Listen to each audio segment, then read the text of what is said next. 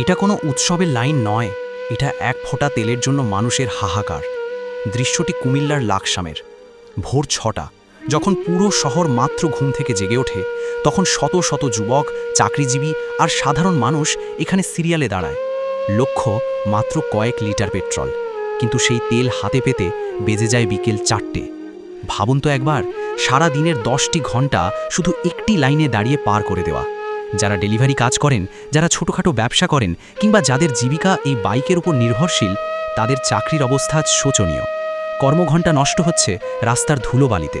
শুধু তাই নয়, তপ্ত রোদ আর দীর্ঘ অপেক্ষার ক্লান্তি থেকে জন্ম নিচ্ছে ক্ষোভ। প্রতিদিন পেট্রোল পাম্পগুলোতে তৈরি হচ্ছে বিশৃঙ্খলা, ছোটোখাটো বিষয় নিয়ে মারামারি। তেলের এই তীব্র সংকট যুব সমাজকে ঠেলে দিচ্ছে এক অস্থিরতার দিকে। পুরো এলাকায় শুধু এখানেই তেল পাওয়া যাচ্ছে বলে দূর দূরান্ত থেকে মানুষ আসছে। ৫ কিলোমিটার দীর্ঘ এই লাইন প্রমাণ করে আমাদের ভোগান্তি কোন পর্যায়ে পৌঁছেছে।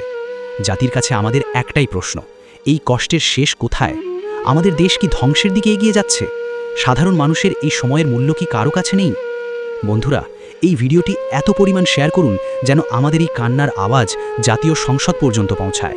আমরা কেবল তেল চাই না, আমরা আমাদের হারানো কর্মঘণ্টা আর শান্তিময় জীবন ফিরে পেতে চাই। জবাব চাই জাতির কাছে, এই সংকটের সমাধান কবে? তেল নিতে ভোর ৬টা থেকে বিকেল ৪টে পর্যন্ত অপেক্ষা? লাকসামের এই চিত্র কি পুরো বাংলাদেশের ভবিষ্যতের সংকেত? ৫ কিলোমিটার দীর্ঘ লাইন আর মানুষের চরম দুর্ভোগ নিয়ে আমাদের আজকের এই ভিডিও। দয়া করে শেয়ার করে কর্তৃপক্ষের নজরে আনতে সাহায্য করুন।